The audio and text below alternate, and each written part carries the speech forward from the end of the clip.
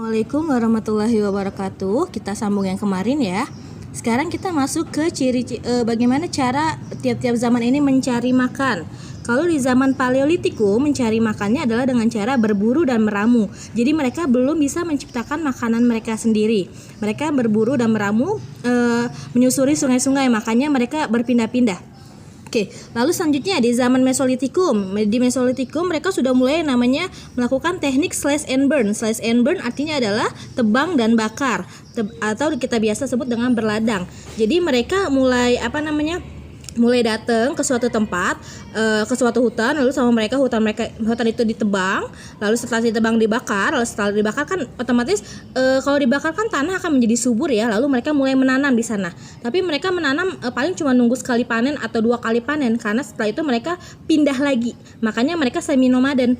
Semi-nomaden artinya mereka tinggal di suatu tempat untuk nunggu panen, lalu selanjutnya ketika sudah panen mereka pindah lagi mencari tempat baru, lalu mereka datang buka ladang lagi, ditebang lagi dan dibakar lagi. Setelah panen pindah lagi. Jadi kenapa disebut semi-nomaden? Karena mereka tinggal lalu pindah, tinggal lagi lalu pindah. Kalau yang sebelumnya mereka itu kan nomaden. Nomaden artinya ya pindah-pindah aja. Mereka datang ke suatu tempat, sampai ke suatu pohon, dihabiskan makanan di pohon tersebut, lalu pindah lagi. Jadi mereka tidak menunggu sampai pohon tersebut berbuah kembali. Makanya karena mereka nomaden, mereka tinggalnya dalam kelompok-kelompok yang kecil. Nah, lalu selanjutnya di zaman Neolitikum. Nah, ini adalah zaman bisa disebut dengan revolusi pertanian ya. Karena apa? Kan kalau di sini mereka sudah mengenal pertanian, tapi pertanian atau bercocok tanam. Mereka sudah bercocok tanam tapi tingkat yang sangat sederhana. Karena apa? Karena mereka setelah bercocok tanam panen, mereka kan nggak bisa nanam lagi, mereka pindah buka lahan baru. Sedangkan di masa Neolitikum mereka bisa bercocok tanam dan tinggal. Jadi setelah mereka bisa bercocok tanam, mereka tinggal di sana. Lalu ketika sudah panen, mereka tetap tinggal di sana. Ini akhirnya membuat masyarakat di zaman Neolitikum itu sudah mulai menetap atau sedenter. Oke, karena mereka sudah mulai menetap, maka kan akhirnya mereka tidak perlu lagi berpikir bagaimana cara mencari makanan. Mereka tinggal nunggu aja tanaman mereka panen, iya kan? Nah, karena sudah mulai tinggal menunggu panen, maka akhirnya di sini mereka banyak waktu luang. Nah, waktu luang yang mereka miliki itu kebanyakan akhirnya digunakan untuk berpikir. Berpikir apa? Berpikir tentang siapa sih yang bikin ini semua, siapa sih yang menciptakan petir, siapa sih yang membuat hujan, kenapa bisa ada malam, kenapa bisa ada siang. Akhirnya karena pikiran mereka tersebut, mereka mencari tahu, oh ternyata kayaknya ada sesuatu di luar diri mereka yang mengendalikan alam semesta ini. Siapa itu? Ya mereka nggak tahu. Akhirnya mereka mulai melakukan yang namanya pemujaan. Makanya pemujaan baru ada di zaman Megalitikum, bukan di zaman Paleolitikum. Karena apa? Kalau di Paleolitikum mereka masih sibuk untuk mencari makanan, makanya mereka nggak sempat berpikir tentang bagaimana awan itu tercipta, bagaimana siapa yang menciptakan petir dan lain sebagainya. Nah, ketika perut mereka sudah terisi, akhirnya mereka mulai melakukan yang namanya pemujaan, karena ada waktu luang untuk berpikir. Nah, pemujaan itu makanya disebut dengan zaman Megalitikum atau zaman batu besar. Di sini kita di Indonesia ada beberapa aliran pemujaan atau aliran kepercayaan. Ada 4 ya. Sebenarnya ada banyak, tapi kita ambil yang paling banyak diikuti oleh manusia-manusia Indonesia. Yang pertama adalah animisme. Animisme ini percaya kepada roh. Jadi percaya kepada roh nenek moyang. Rohnya roh siapa sih? Nggak semua roh orang ya, maksudnya cuma roh orang-orang penting kayak misalnya roh kepala suku dan lain sebagainya. Lalu selanjutnya dinamisme. Kalau dinamisme percaya kepada benda. Benda di sini seperti gunung ataupun pohon dan lain sebagainya. Totemisme ini percaya kepada hewan. Jadi mereka memuja hewan-hewan tertentu. Contohnya seperti misalnya mereka memuja ular. Kenapa bisa sih sampai memuja ular? Misalnya mereka datang ke suatu tempat lalu ada ular. Nah, ular tersebut ternyata nggak makan mereka. Akhirnya mereka berterima kasih kepada ular tersebut dengan cara memuja ular tersebut. Lalu yang terakhir adalah samamisme. Samamisme ini melakukan pemujaan terhadap dukun. Dukun di sini sama seperti kita sekarang ya. Jadi maksudnya kan dulu banyak orang yang bisa mengobati secara metafisik ya, jadi mengobati secara hal-hal yang di luar nalar. Nah, sama orang-orang ini dukun-dukun tersebut akhirnya dipuja karena apa? Bisa menyembuhkan, bisa melakukan pengobatan dengan secara magic menurut mereka. Akhirnya disembahlah sama mereka untuk mengucapkan terima kasih. Oke, lalu selanjutnya benda peninggalan. Di zaman Paleolitikum, benda peninggalan yang paling terkenal adalah kapak genggam.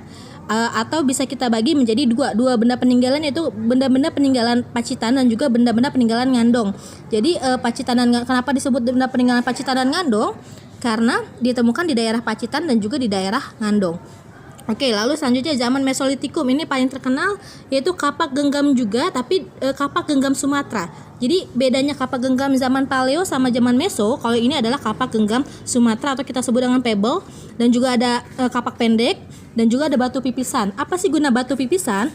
Ini batu pipisan, jadi batu digunakan untuk menumbuk apa? Menumbuk pewarna, karena dulu di zaman di ini nih Abruzos Roach itu kan ada gua kan.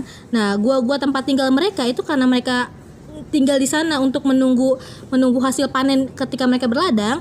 Mereka itu akhirnya menghias gua mereka dengan telapak tangan kan, Ibu bilang kemarin ya. Nah, cacat telapak tangan itu diambil dari batu pipisan ini. Jadi batu pipisan itu digunakan untuk menumbuk bahan-bahan cat. Jadi batu pipisan digunakan untuk menumbuk bahan-bahan cat dan digunakan supaya menempel ke telapak tangan mereka, lalu ditempelkan ke Abruzos Roach ini. Oke, lalu selanjutnya peninggalan zaman Neolitikum ini paling terkenal adalah kapak persegi dan juga kapak lonjong. Oke, selanjutnya kalau Megalitikum paling terkenal adalah menhir. Menhir itu adalah tugu batu, jadi panjang ya.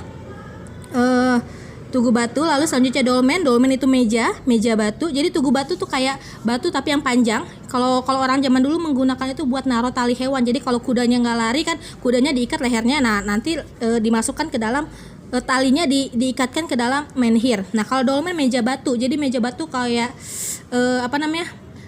kaki-kaki menhir, lalu di atasnya ada batu lagi jadi meja. Lalu sarkofagus itu kuburan ya, peti kubur. Maksud ibu peti kubur berbentuk lesung dan di atasnya dikasih tutup. Lalu selanjutnya punden berundak adalah bangunan yang bertingkat-tingkat. Oke, semua ini digunakan untuk memuja ya. Memuja siapa? Memuja yang tadi ibu bilang, ada animisme, dinamisme, totem, dan juga samamisme. Oke, selanjutnya kalau di zaman logam. Nah, logam itu disebut juga dengan zaman undagi ya. Undagi artinya adalah tukang, karena zaman logam orang sudah mulai beralih profesi menjadi tukang logam. Jadi kalau dulu pekerjaan itu cuma petani, nah di sini pekerjaan semakin beragam karena ada juga tukang dan juga ada pedagang dan lain sebagainya. Bagaimana sih cara membuat benda logam? Itu ada dua teknik, dengan cara bivalve atau cetakan batu dan juga acir perdu. Oke, Ibu jelaskan yang acir perdu dulu ya. Acir perdu ini kalau kalian bisa bayangkan, pertama lilin dulu dicetak menjadi panci misalnya. Jadi lilin dicetak menjadi panci, lalu setelah dicetak menjadi panci, lilin tersebut dilapisi dengan tanah liat. Panci tersebut dilapisi dengan tanah liat. Setelah dilapisi tanah liatnya dikasih bolongan atas dan bawah. Setelah itu dibakar. Nah, kalau tanah liat dibakar itu kan otomatis tanah liatnya menjadi keras. Sedangkan lilin yang ada di dalam tanah liat akan mencair. Nah, lilin yang mencair tersebut akhirnya kan keluar dari bolongan yang tadi sudah dibuat. Karena lilinnya sudah keluar, bolongan tadi dimasukkan cairan logam. Nah, setelah dimasukkan cairan logam ditunggu sampai logamnya dingin, lalu selanjutnya tanah liatnya dihancurkan. Jadilah akhirnya menjadi benda logam. Paham kan cara buatnya? Jadi pertama lilin dibuat, lalu selanjutnya dilapisi tanah liat, lalu dibakar. Nah, cairan lilinnya akan sebelum dibakar dibuat bolongan dulu, lubang. Lalu selanjutnya nanti cairan lilin yang meleleh karena akibat dibakar itu akan keluar. Nah, lalu akhirnya kan di dalam tanah liat ada rongga kosong. Nah, rongga kosong itu diisi oleh cairan logam. Lalu ditunggu sampai mendingin, lalu selanjutnya ketika sudah dingin tanah liatnya dihancurkan. Barulah jadi benda logam. Dan di sini teknik acir perdu hanya bisa sekali pakai. Karena apa? Karena kan gak ada cetakannya, tanah liatnya kan hancur ya. Sedangkan kalau bivalve itu seperti cetakan biasa. Jadi ada cetakan satu diisi sama cairan logam, ditutup sama cetakan dua, ditunggu sampai dingin, dibuka, jadilah. Jadi kalau teknik bivalve ini bisa dipakai berkali-kali, sedangkan acir perdu hanya sekali pakai. Oke, peninggalan dari zaman logam itu ada kapak corong, ada nekara, dan moko, ada arca perunggu. Nekara sama moko ini benda yang sama, itu mereka berupa gendang ya, kalau kalian bisa bilang jimbe kali ya. Nah, ini tapi beda ukuran. Kalau nekara yang besar, kalau moko yang kecil. Oke, sampai sini tentang pembagian zaman berdasarkan arkeologi. Ibu harap kalian mengerti. Sampai sini, wassalamualaikum warahmatullahi wabarakatuh.